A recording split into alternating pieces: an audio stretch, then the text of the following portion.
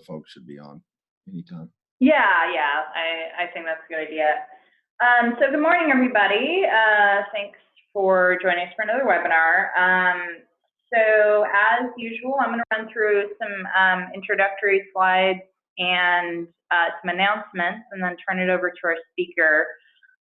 Just to let you all know, we have a pinch hitter today. So our speaker, originally scheduled to be Speaker Richard Morgan, was unavailable.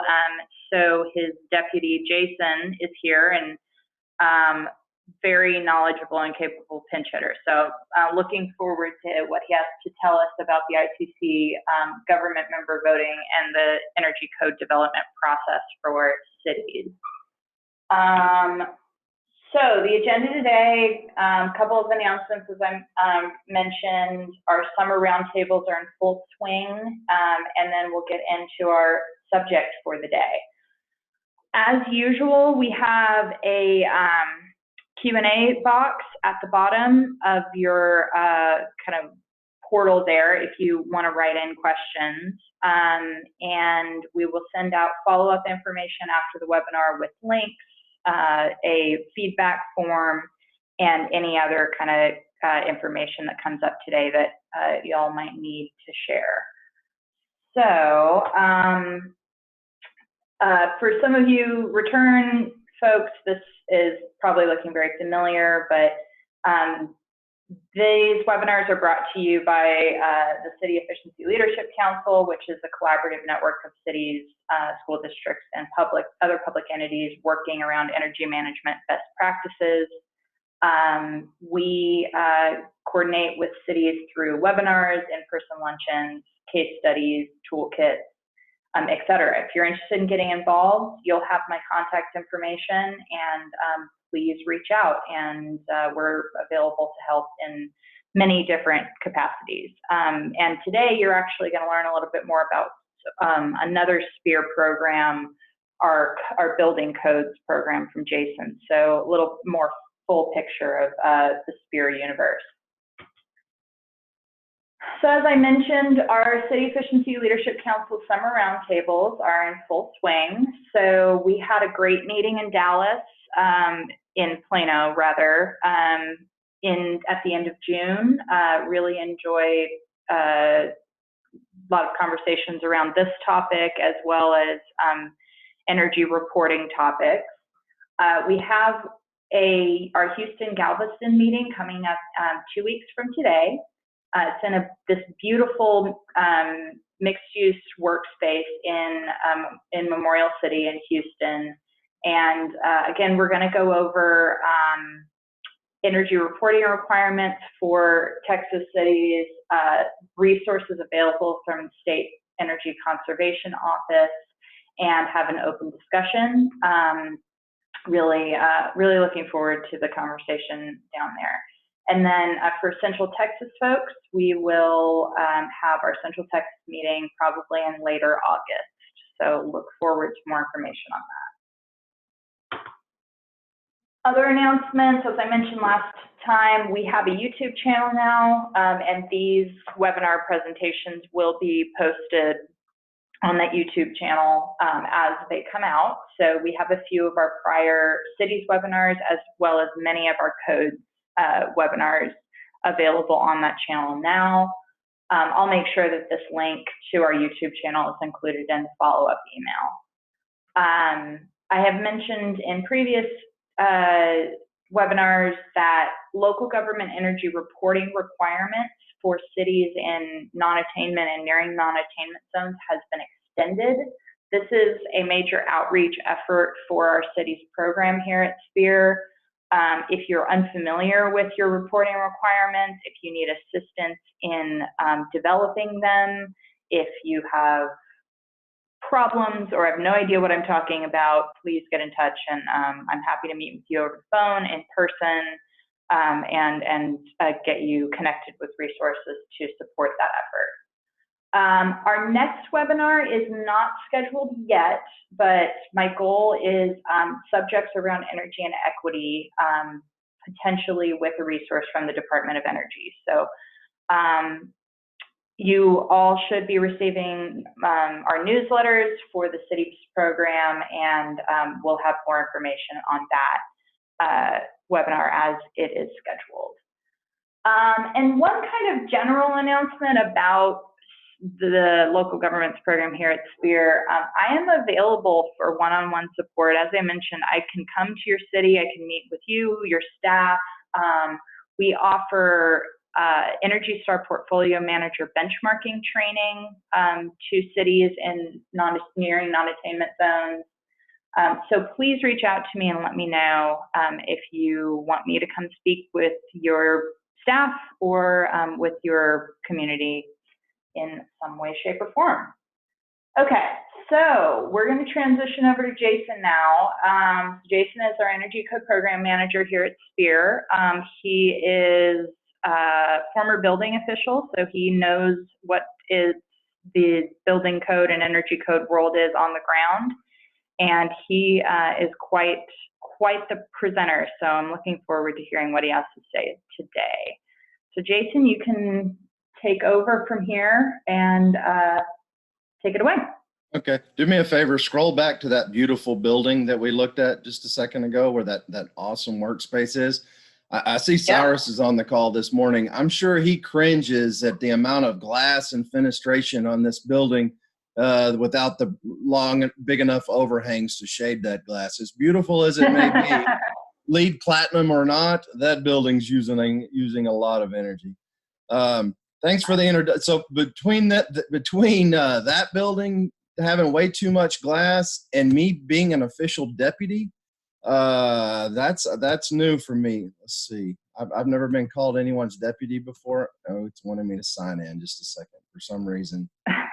We are having. Yeah, I'm kind of making staffing decisions on the fly. Sorry about that. Well, I need a nameplate for my desk, Deputy Jason. That would be great. Okay, I'm clicking share. Hold on a second. New share, screen, share. And you are not seeing my screen, are you? Are you seeing my screen? Not yet. Not yet. Well, we're seeing your screen, but we're not seeing your slides. Oh, okay. Okay. No, that's fine. Oh, there you go. All right. Yeah, well, I just didn't think we were even seeing my screen. All right. Well, thanks for the introduction, Cassidy. Yes, and she mentioned. Hey, Jason. Yep. There's a message box from Zoom that says you have logged in from another device. Just close that one out. Do you see that? Oh, what? That's on my screen. Yeah, that's on yours. Yeah, any of the Zoom notifications, I don't think anyone else can see. So as Cassidy mentioned, former building officials. So when it comes to construction and the you know, I know that a lot of times the building department and the sustainability folks don't always work as hand in hand as we would like them to. But as Cassidy can help you out with all things city and efficiency, if your building department is looking for any help or field training, presentations on energy code, whatever it may be, please reach out to Cassidy and she can get them with me. I'm happy to help any way I can.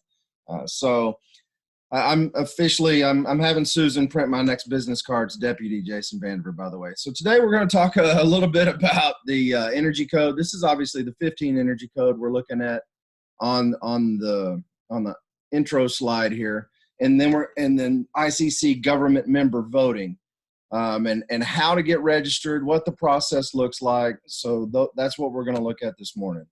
You guys know who SPEER is. Anyone who's on the call, I'm assuming you do. Just in case somebody new is on, we're a regional energy efficiency organization covering Texas and Oklahoma. The nice thing about what we do, usually the price is right, and we get money from funders and wonderful folks like SECO and DOE and try to save energy any way we can. So today we're going to look at just code. What even is a building code? I'm going to spend just 2 or 3 minutes, kind of a 101. What is this? Why do we care about it? And then the meat of it is going to be the IECC code development process, CDP access, the resources, how to get registered, how to how to understand how you get your governmental member voting representatives registered, what the process is, and more importantly, encouraging you to get registered and then showing you additional resources that can take you further down the path. And of course, we're always here to help as well. So I want to start with just a quick poll. How old do you think the oldest code is? So just 15 seconds real quick, if you'll just take a guess. The first one building codes came after the Great Chicago Fire of 1871, so about 148 years. Julius Caesar's time, 2100 years. And then you see the other options there. We've got 1, 2, 3, 148 years. The Great Chicago Fire certainly did encourage more stringent building codes, but that wasn't it. The actual oldest building code, I'll share the result. We had 75% of the votes for the Great Chicago Fire, 148 years, and then one vote for over 3770. The oldest building code is actually the Code of Hammurabi, and it covered contract, wages, inheritance. I love reading this one, though. If we had a building code or an energy code that was this stringent, we could call it. If a builder build a house, and that's not a typo, that's how it's written. If a builder build a house for someone and does not construct it properly, and the house which he has built fall in and kill its owner, then that builder shall be put to death. So if we had that in equation to the building thermal envelope, hey, if the homeowner's utility bill is $60 a month higher than it should be because you did not follow the energy code, then that builder shall be responsible for that additional $60 a month for the lifetime of the building. That would be I bet the energy efficiency advocates at the code hearings could get behind that one. That's kind of interesting, though. You can go through and read some of those old codes. They're written on a big stone tablet way back in the day. So anyway, 3770 years is the correct answer. So why do we even care about energy codes real briefly? Well, we know those folks living in Texas, right? Everywhere you look, it's new residential construction. Unfortunately, most of it looks like this, just 5-foot setbacks crammed in. I'm down here in San Antonio in the hill country, and they just clear every single tree that there was, cram these houses in, and then plant little 1-inch trees in the front yard and call it a neighborhood. But 4 of the 5 fastest growing cities are in Texas. So we're using a lot of energy in Texas, and buildings use about 40% of the energy that is consumed by sector. A lot of folks might think it's cars, or it's got to be industry. Buildings are the main consumer of energy use by sector. So having a more efficient building goes a long, long way. I love this, putting this one in just a general overview. This is the number of quads of energy consumed. Texas consumes almost as much as Canada and Germany. That's, country, state. Pretty interesting. So, and why does voting matter? Why are we going to talk about these governmental member voting representatives and how to get registered and the process? Well, in Texas alone, we'll have in the 2018 1 and 2 family housing starts. This is Texas right here with 128,000. The next was Florida, North Carolina, California, Georgia. So as folks here in Texas, we have a big population, so we're allowed a bunch of governmental member voting representatives, and our construction practices drive the market. Our construction practices tell manufacturers what to manufacture. Hey, your product's not good enough. It's not efficient enough. It's not going to meet code. And when you're building this many homes in Texas, and we have the population and the potential for the amount of voting representatives as we do, we can really influence code and change the market just in Texas alone. And we'll look at some of the numbers. It's kind of akin to traditional voting. It's a very small percentage of the people that are eligible are the ones making these rules and making the code. So it's important. And needless to say, we all know the projected population is going through the roof. We're not supposed to slow down anytime soon here in Texas. Looking at almost 50 million by 2060. So what are some benefits of energy codes? Why do we even care? Needless to say, the net savings to homeowners. I do a lot of HVAC installation trainings and insulation installation trainings. And one of the slides that I always lead with there is, hey, don't underestimate the importance of your job. If I'm talking to installers, especially installers, builders, and inspectors, hey, you guys that are doing a good job and making sure these homes are built right and following the energy code, 20 bucks a month might not mean much to you. It's cramping my beer budget style a little bit, but doesn't mean much to me either. But single mom on a single mom trying to feed her kids, or little old couple on a fixed income, that extra $20, $30, $40 a month every month in utility bills, what happens when you can't afford your medication? So net savings to homeowners is huge. The health and comfort of energy codes, a properly followed energy code, a 2015 energy code that we're on right now in the state of Texas. The homes will be better indoor air quality, more comfortable. They'll maintain temperature better, and they're more durable. They'll last longer. Needless to say, the public savings as well. Less power plants online, all the good things that come with saving energy. We all know that. And then, hey, nobody likes to see these, right? So we know the environmental impacts. I mean, you go to yahoo.com or msn.com, and every single day you see another headline about the record temperatures. I mean, it's just getting hotter, and we're going to be using more. So stringent, well-developed, with good input, proper energy code really can go a long way to saving that. A little bit of the history of the energy code, going back to the mid-'70s. It kind of had a jump there in the mid-'80s, and then kind of trucked along at 1 or 2% gains. And then from the '06 energy code to the '09, which the '09 was the state requirement for a while, that was a pretty big jump. And with that jump came the '09 was the first energy code that required for residential any sort of testing. So that was a bit of a growing pain for builders and a bit of a concern. I mean, if you're, in Laredo, Texas, back in 2009, and there is not a duct blaster within 200 miles of you, that can be a problem, having to have your ducts tested. Now, granted, once requirements come in, we see that, the old supply and demand, there are energy raters and testers and inspectors all over the place now, because Texas has been on the 15 energy code since the fall of 2016. So that market is being served. But we saw that big jump from '06 to '09. We saw another big efficiency jump from the '09 to the 12. And then from the 12 to the 15, and from the 15 to the 18, they're about the same. It's about a 1% or a flat gain. Me personally, these 15% jumps, though my tree-hugging hippie energy efficiency nonprofit side of me absolutely loves them. My growing up framing houses wearing a tool belt, and have been a building official and dealt with labor force, construction labor force, and builders, and some of the reality of this.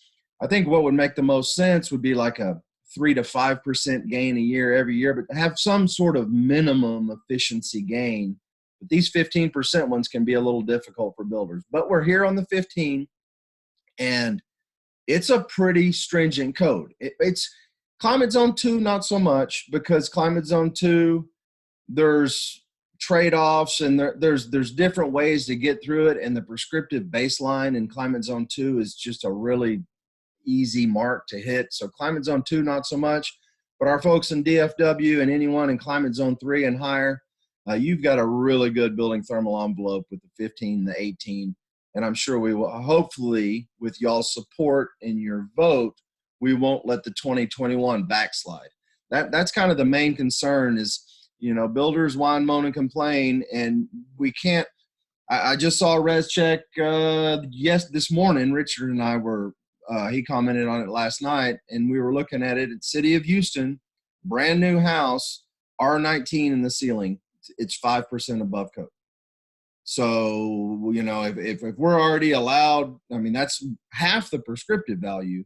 But if we're already allowing trade-offs in the building thermal envelope such that we can go all the way down to R19 and still be 5% above the 15, there can be some significant improvements in the 15. We as efficiency advocates always worry about backstops in the performance pass. Well, there's a couple of code proposals with backstops in the total UA path, the res check path that so much of us are used to, that are really going to be crucial in helping kind of push this code forward and maintain efficiency and not allow crazy trade-offs. I mean, you can build a house that meets code with R60 in one wall and R1 in the other 3 walls. Does that make any sense? No, and no builder is going to do that, but the nature of that calculation is such that it needs some code change proposals to fix it, and there are a few of those, but we'll mention a few other of the code change proposals that are important. And then also following up, prior to the voting this fall, ACEEE, our friend Bill Fay, we have several folks that will have efficiency voting guides that will kind of summarize the code change proposal, a recommended vote, why it's important for efficiency. And you can go through and read all those yourself, but it's a great little summarization and snapshot. Once the code comes out of the public action hearings here in a few months, those guides will be published, and we'd be happy to get those to you. Just let us know. So I always start this one off when I'm giving a presentation to builders, and we'll get to the code development real quick, I promise. So, you know, builders that are whining and moaning and complaining, and when I first started with SPEER, I did a whole lot of presentations on moving from the 09 to the 15, because that's where state law was going. We were a year or so away from that being a requirement. And you just go in there and you tell builders, yeah, it's going to be more expensive. It is more expensive to build the 15 code than the 09. It's about $2,000 more. But how to, and I think this slide is so powerful. It doesn't, don't worry about reading all the fine print and everything. The big thing is what do? We finance our houses on 30-year mortgages. Well, if my mortgage is going to increase $7 and my energy savings per month are $17, from the first month I move into that home, and this is powerful for mayors and city managers and city council, especially. For the first month I move into that home, I'm going to have 10 extra dollars a month to spend in my community, you know, or as we mentioned earlier, that single mom or the little old couple on a fixed income. Hey, you can afford the copay on your medication. So yes, it is more expensive, but builders that complain about it, they're not eating the $2,000 cost increase. They're passing that on to the consumer. And this isn't the 2015 Energy Code, it doesn't require an R60 wall and an R100 ceiling. It's not passive house standards. It's fairly, in my mind, simple to meet. And so if it's fairly simple to meet and it's going to cost me $7 a month more on my mortgage, but I'm going to save $17 a month on my electric bill, that seems like a no-brainer to me. And some of these additional code amendments coming for the 2021 code are going to be no-brainers as well. They're just going to make sense. And so we really encourage you to get your governmental member voting representatives registered and ready to go so we can vote for these efficiency gains. Where we are right now as far as residential buildings across the country, typically Massachusetts, California, and Washington State are the big, those guys are always setting the bar, pushing the envelope, doing Washington State University. I mean, at the National Energy Codes Conference every year, there's a handful of guys from there that are really sharp guys that are always pushing the envelope on efficiency. But frankly, some of these amendments and some of these requirements, man, you're going to have a hard time making those fly in East Texas, just because the nature of the power of the builders and the powers that be. But I'm happy to say, so green is the best, light green's the second best. Hey, we're doing a pretty good job here in Texas, with thanks to SECO and the building officials across the state, and hopefully you folks here on the webinar this morning getting registered and helping us push these efficiencies forward with the 2021 code. And in the State Energy Conservation Office, they're going to be able to look at the 2021 code to make it the minimum requirement in the state when it's published. House Bill 1736 precluded them from looking at the 18 code because they're on a 6-year cycle for residential as far as SECO is concerned. So SECO is going to be looking at that 2021 code. and having it in consideration for the minimum requirement for residential and commercial construction in the state of Texas. So let's talk a little bit about the code development process. ICC, it's a 3-year. In my opinion, that's just a horrific. I would love it if they would go to 5-year cycles, but you can't sell as many books. I mean, you'd only be able to publish books twice in a decade rather than 3 1/3 times in a decade if they went to 5-year cycles. But with the 3-year cycle, I mean, right about the time you get the builders trained up on what's in a code, here comes more code changes. You know, I know when I was, and you really need to go, it's way better to go every 3 years as a building department, because the way the code is written, when they make changes, there'll be a black bar in the margin. So the code official knows, hey, this section of the code changed from the previous section, or there might be a little arrow in the margin, which lets you know, hey, this section of the code was deleted from the previous section.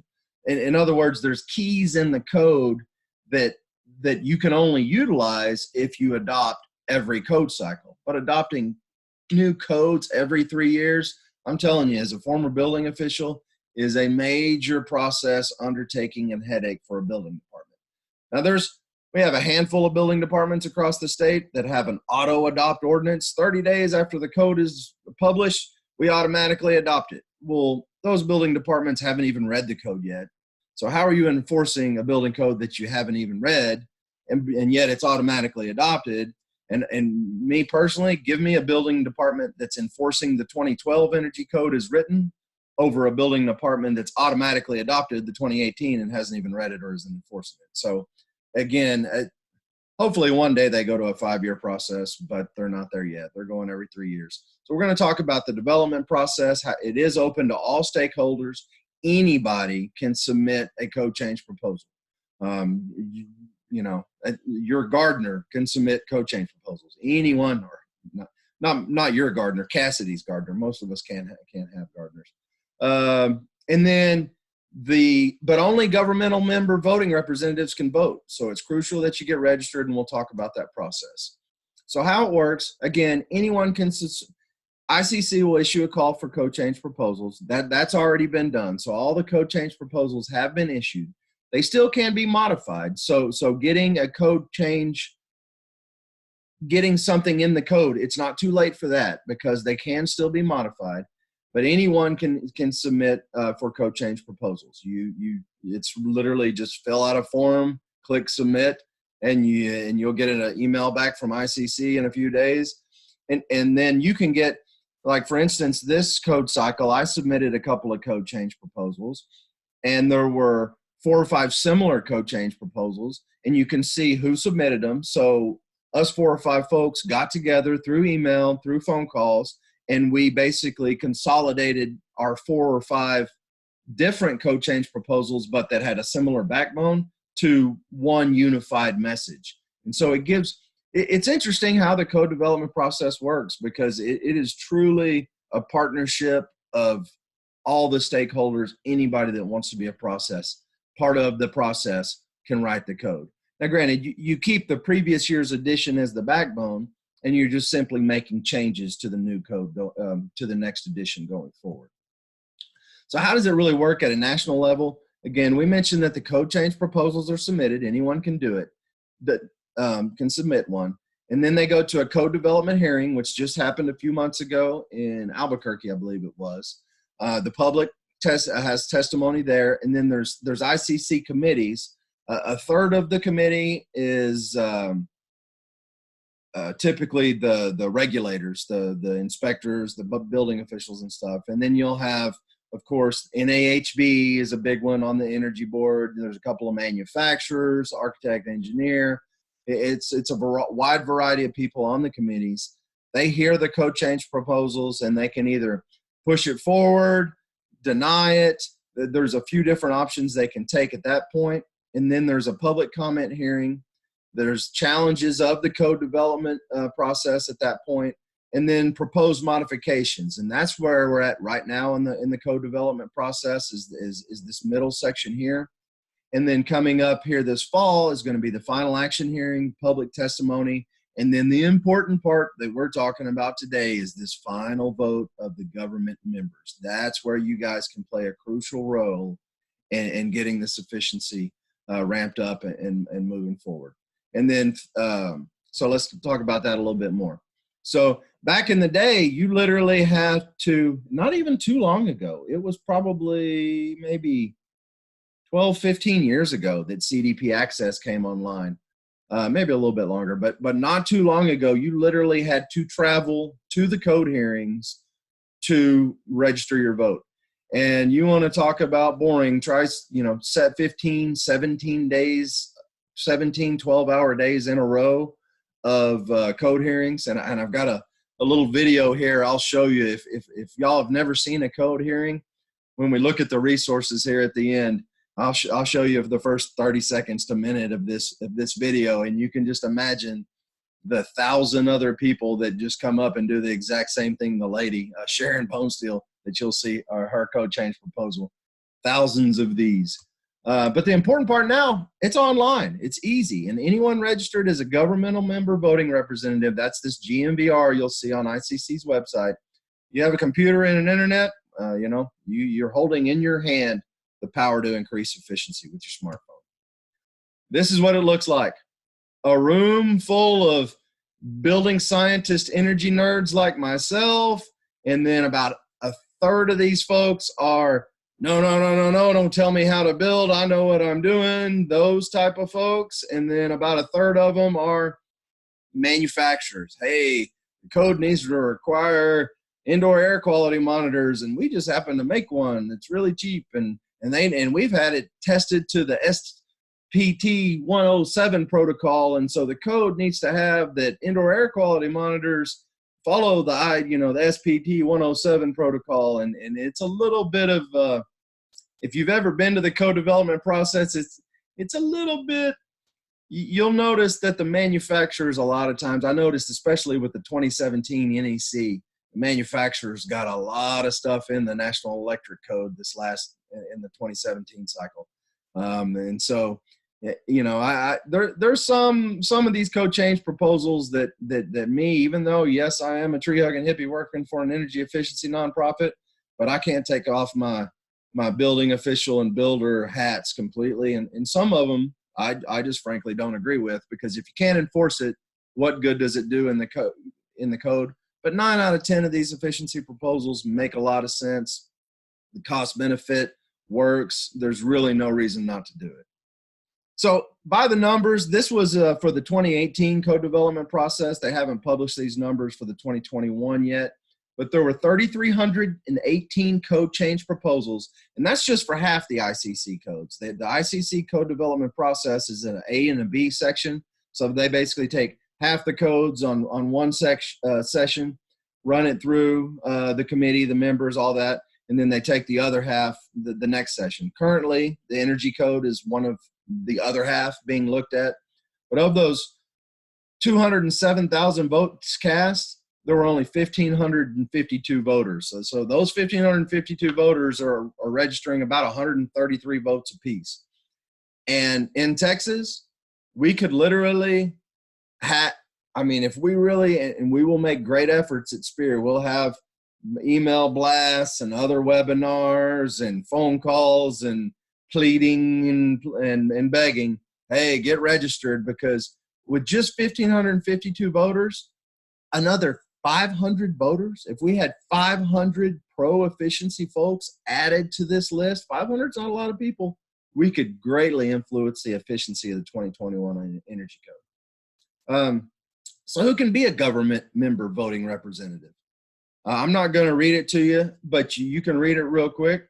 Basically, you folks with sustainability offices, public health, it's ICC, it's not 100% black. There's a little bit of gray area in some of these definitions, and you apply.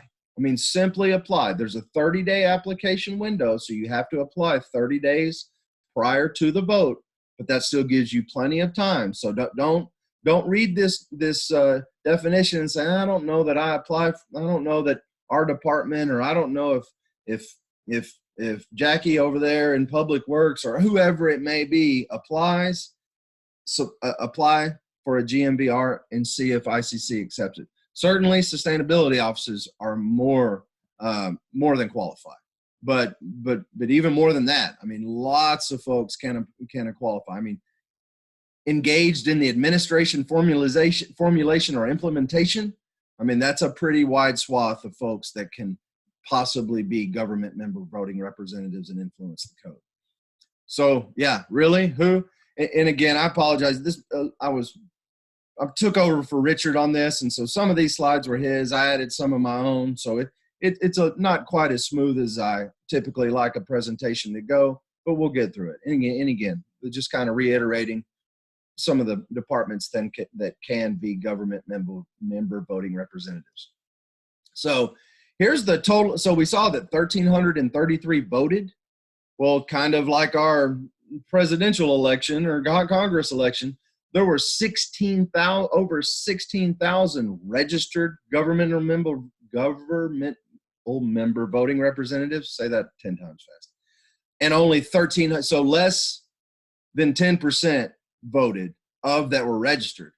And this number here in Texas could be thousands of folks.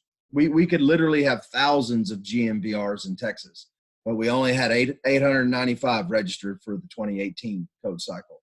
So we're going to get out the word. We're going to do everything we can with SPEER, and we encourage you folks to help us spread the word and get people registered and get ready to go for the fall for the voting. Again, 16,000, only 1,500 votes, 1,500 actual voters. So who can vote? How does it work? It works based on the population of your jurisdiction. So even a tiny jurisdiction, you're still allowed 4 GMVRs. Now, you do have to pay annual dues, but very reasonable. And over 50,000 population, you're allowed 8. And then we've got a multiple handfuls of cities with over 150,000 in Texas, and you're allowed 12 GMVRs. And a lot of times, the building department, they might only have 3 or 4. The fire department have 2 or 3, and there might be 6, 7, 8 eligible votes out there ready to go, ready to be registered, ready to be cast. So that's the importance. That's the crux of what we're talking about today. Get registered, and let's make this happen. So, and you'll get a PDF of the slides. All these hyperlinks will be active. And then I'll also, in the with that, you'll get a hyperlink of all the little web pages we look at as well. So the first thing you're going to do is, hey, find out if your organization is an ICC member, and then find out if all your GMVR slots are filled. If not, register, apply, let's get going. So we talked about the process. So on the public comment hearing, that's what's about to go on right now. There's only a moderator, so the committees are taken out. The committee process has already worked. Anyone that can submit the code change proposal, that's already happened. So now it's going to the public comment hearing. So there's a variety of things you can do at the public comment hearing. You can amend the code, you can add to it. There's a bunch of things you can do to these code change proposals, and we'll talk about some more of those here coming just up in just a second. So this is kind of what it'll look like. You'll get a summary of the proposals. They'll all be numbered. So this will be residential proposal number 26, and the standing motion. So this is the committee motion. So the committee, what the committee did, and it's a little convoluted and confusing the way that they. So is it disapproved as submitted, approved as modified by public comment? Did we disapprove on the public comment? Did we disapprove on the proposal? It can be a little tricky to understand exactly how all that ICC CDP access, as far as the connotations, what does this mean? How does that work? There is a fantastic, once you do get your GMVRs registered, there's a great hour-long webinar by ICC that will walk you through step by step what all this means, where to click, how to register, how to sign in, and I'll show you the hyperlink to that here in a minute. The important part now that we're really going to hammer on is, hey, let's get you GMVRs registered, get with your building department, find out who that guy is, Let's make it happen so we can make the code more efficient. So again, on the code development process, we already passed the submitted by any stakeholder. So now the committee appointed ICC board is hearing and acting on these processes. And it's basically yes, no's, and maybes. So we're approving it as submitted, we're approving it as modified, or we're disapproving. That's the point we're at. That's the point coming up. So, and again, some of these acronyms, what disapprove the code change on the floor? Did we approve as modified on the floor? So now the floor, people at the code change can go recommend amendments, recommend it be approved, recommend it be disapproved, whatever it may be. And then once all of that happens in the fall, then ICC will put all of this together. And then 30 days after that final hearing, ICC will publish all of the finalized code change proposals, and then we can vote on them. And that's where your vote makes the big difference. So, and it's a simple majority. I mean, it's literally 50% plus one, and that code change is now part of the new code. We've got to get you guys registered, and we got to get going and spread the word. Successful floor motions become public comment at the yeah, so any of the floor motions will become public comment at the public comment hearing. So we really kind of already talked about that. I want to make sure I have plenty of time for the ICC website we're going to look at real quick. Consent agenda, that's kind of self-explanatory. So right now, I've had a few people reach out for me. Hey, help submit some public comments in favor of my code change proposals. And as an ICC member, you can do that. You can go in there, or anybody in the public, you can submit comments on the code change proposals. Only the GMVRs can vote. But you're looking at these code change proposals now.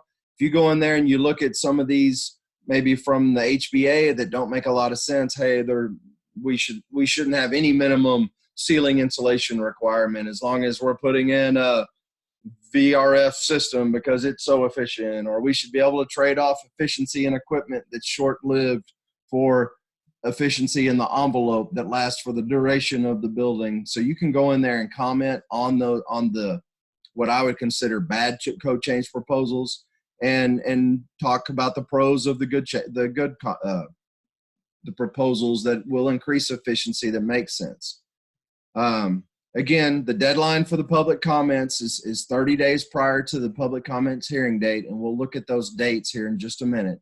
You still have time for the public comments period is open until the end of the month, if I'm not mistaken. We will look at the exact date here in just a second. So again, I apologize. Some of these slides weren't mine. So let's go ahead and get to the ICC part. Okay, so this is going to cue me to, as good as these code change proposals may be, and as great as the code as written could possibly be, I've got to put back on my energy code program manager hat and realize that when I'm out in the field teaching builders and contractors what the code currently says that cities currently have adopted, the more important part, not to diminish, get in there and vote. Let's make this thing more efficient. Let's make it make sense. Let's clear up the gray areas. Let's really make it work. But if it's not enforced in the field, if the code official doesn't understand it and enforce it, this right here, these are 2 brand new homes currently under construction in South Texas. Literally, this is how the insulation was installed in the walls. 2 different homes, but luckily I know the code official here, he sent me pictures. But if the insulation installer is installing this in the city limits, what are they doing in the county?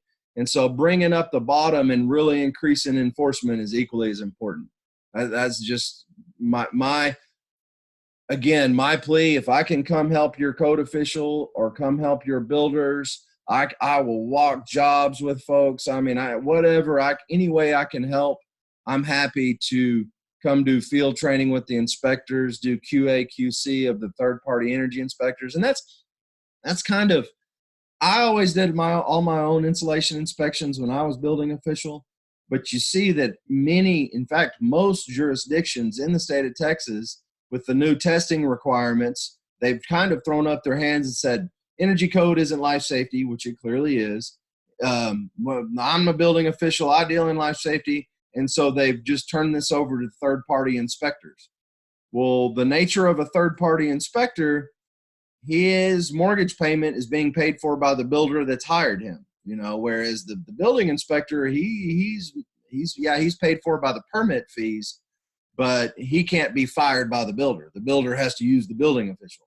Whereas these third-party inspectors, that's why I'm really pushing the QA, QC of these third-party inspectors. We really need to get out in the field and make sure these guys are doing their job. And enforcement's really the key. I mean, the code is written, only goes so far, but the enforcement's really the key. And there's Richard. Richard was going to give the presentation this morning. This is his contact information. You'll also get mine. And then, of course, all y'all will have Cassidy's as well on the course evaluation. So let's look at some of these resources that we were going to talk about. And so, again, ICC has a great website. This is if you want to know more about the code development process and how it works, we've kind of talked about it at length, but we've already been through the committee action hearings. This is stage 1 of the code development process. And then now we're at stage 2.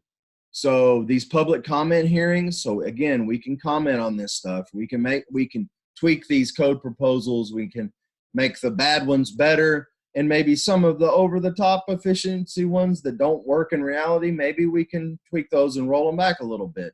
Again, I can't take off those previous hats I wore. And then coming soon is these consensus votes, and then we got to get to that part. ICC has some great resources that really explain this in more detail. That's one of them.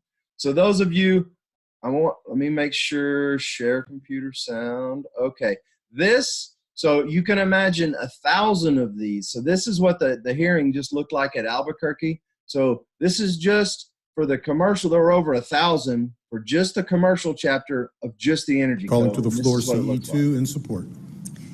Good morning. My name is Sharon Bonesteel. I'm with Salt River Project. We're a water and power utility, but we are also a jurisdiction in central Arizona. The proposal I bring today is a modification of the intent of the code. This is always sacred territory.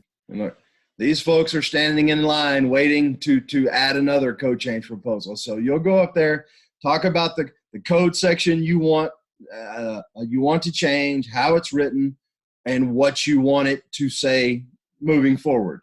And so 1,000, this is a 28-minute testimony for one. That's why these code hearings were 17 12-hour days long. Can you imagine? And the great thing is, when you go through and register as a government member voting representative, if you're looking at a code change, again, they're all numbered. CE will be for commercial. So this is CE 2-19. And so say maybe you read it and you're like, I don't really understand the wording of that. Well, you can go through and find the video for each individual code change proposal and listen. And I've done this. I mean, you're a building energy code nerd when you've watched a bunch of these videos. But I don't want to vote on something I don't understand. So more than a handful of these, I'll go back and watch and kind of listen to the reasoning behind the code change proposal. So that's available to you on ICC's website. Every single code change proposal is numbered. It's real easy to find. It's, you can find it real easy. Click on it, boom, you're watching the video and you hear the testimony, the rebuttals, everything that was involved with that code change is available on ICC's website. That webinar I mentioned, so the CDP Access is ICC's online GMVR voting portal. And that portal can be a little tricky. I'm sure my 12-year-old could figure it out a whole lot quicker than I can. They joke. They make fun of me in the office all the time because I'm the crusty old guy that get off my lawn. I mean, Mariel is dragging me kicking and screaming into the technology, using technology. I literally have pen and paper sign-in sheets that I hand her to input all these people's email addresses for CEUs, and she's just gives me the stink eye. And I'm coming along. We're now doing that electronically. But there is a whole 1-hour webinar that walks you through. You can use the password here, click on this link here. Again, all of these will be delivered to you in a follow-up email. So don't feel like you need to write any of this down or whatever. Click on here, enter the access code, and there's an hour-long webinar that walks through every detail. We looked at that as submitted with modifications. It walks you through all of that, because a lot of times, do I vote to approve? Approve is modified, or how do I vote? So, because if something gets disapproved on the floor, but then it's modified, well, how do I vote?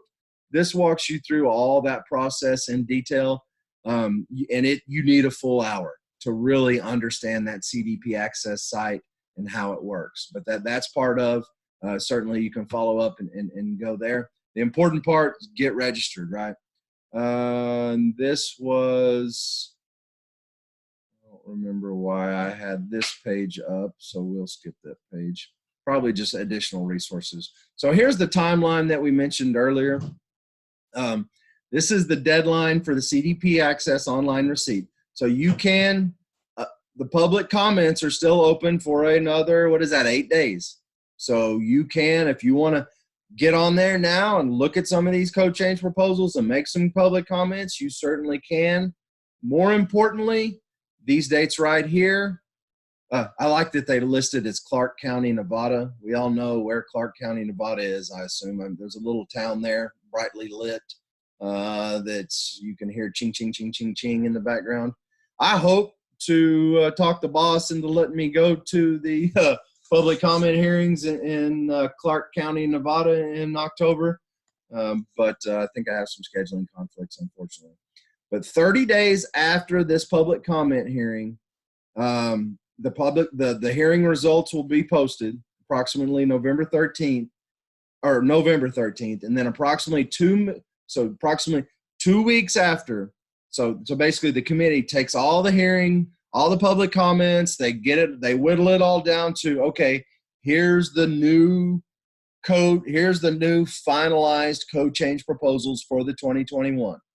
And they will publish these results on November 13th, and then approximately 2 weeks after, because it depends on when it falls, Sunday, Monday, and it might be 14 days, it might be 16 days, but approximately 2 weeks after this November 13th date is when you're going to be able to vote.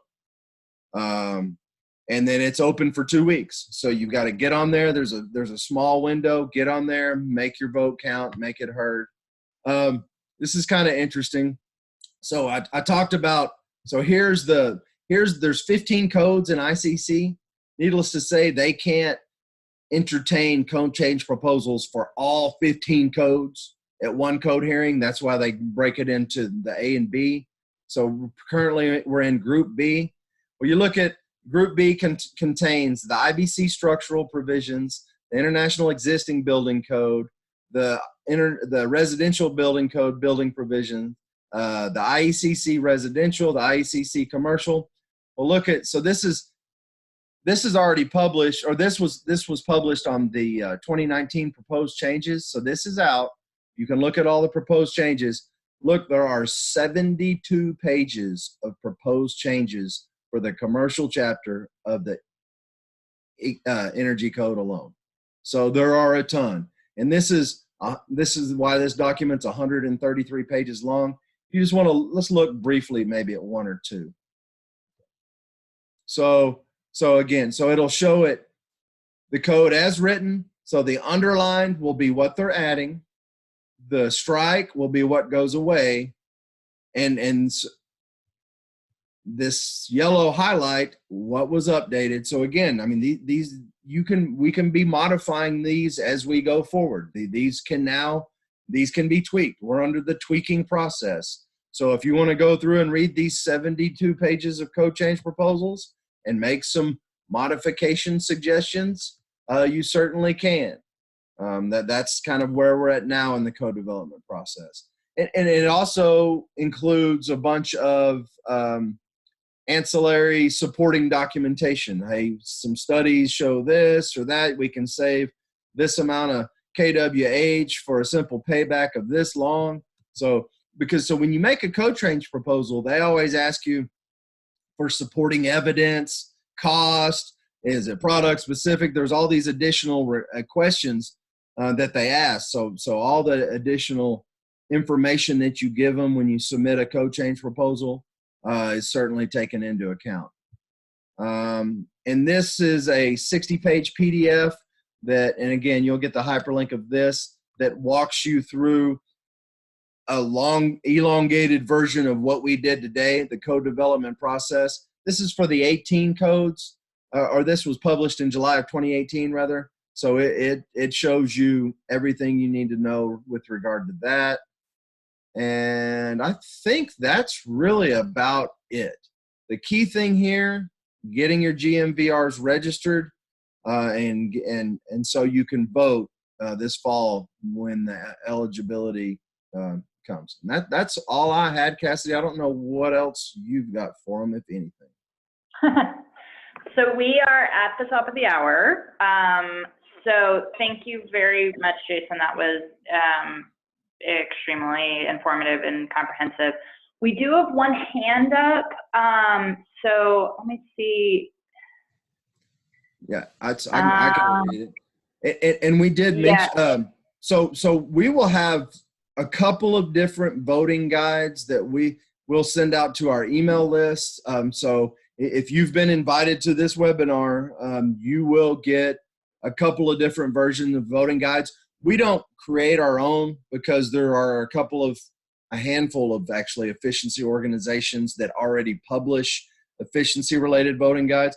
Now, so does the National Association of Home Builders, which, needless to say, the Council for the Energy Efficient Economy is going to have a slightly different residential voting guide in comparison to the National Association of Home Builders, right? And so there are a handful of voting guides. We typically don't like to tell people how to vote, but we will, and that's another reason that we don't publish our own voting guide is we don't, I'll tell you, if you call and ask me, hey, what do you think about RE 2-17? I'd be happy to read it and give you my opinion of it. But we do publish and supply voting guides during the voting period. And there are other resources and I'll make sure to dig up a few more of those. I'm sure Cassidy knows. And I'll get those in my city's communications. Just in the interest of time, the only question that I have is, because some of these offices are not typically voting, internally, what is the process for them to secure the ability to claim some of their city's votes? Who do they need to talk to, and how do they go about doing that? Okay, so to do that, and it's a hyperlink. It'll be a hyperlink in the PDF they get. So to do that, it is right here. So does the owner of their ICC account have to approve sharing those votes? So the first thing you're going to find out if your organization is an ICC member, and then you're going to see how many GMVRs are registered. And it depends. I mean, there is typically the building official, or a lot of times it'll be the fire marshal, there's one person registered for the jurisdiction, and they're kind of the key holder, so to speak. But when you go on here and look at the membership directory, it will tell you who that contact person is. It will have their contact information. And then there's another hyperlink in one of the other slides to actually register as a GMVR. So it is available in the presentation, and it's also part of the hyperlinks on the ICC. But it's basically a click and find a contact information, find that person that's registered. Most of the time, or for many of the medium and smaller sized jurisdictions, no one's even bothered to register whatsoever. So that would be a conversation with the building department, or perhaps not. I mean, the building department might not want to have anything to do with voting or registering. And so then maybe it's a conversation with city management or your departmental head. You know, if you're building a city's large enough to have a sustainability department, will typically be registered and have someone there. But you know, medium-sized and smaller cities that don't have sustainability departments, there's a pretty good chance that there is no one. Your organization isn't an ICC member, so it's as simple as paying them their $135, registering as an ICC member, and then submitting for a governmental member voting representative. It's really pretty easy. Good deal. Okay, well, we're over time, so I want to go ahead and let folks go, but look out for follow-up emails with a lot of these links and information. And as Jason and I have said, we are available anytime to clarify or chat through any of these questions. So, all right, folks. Well, thank you very much for joining us this morning, and hope to see you in person or on a future webinar soon. Okay, bye-bye.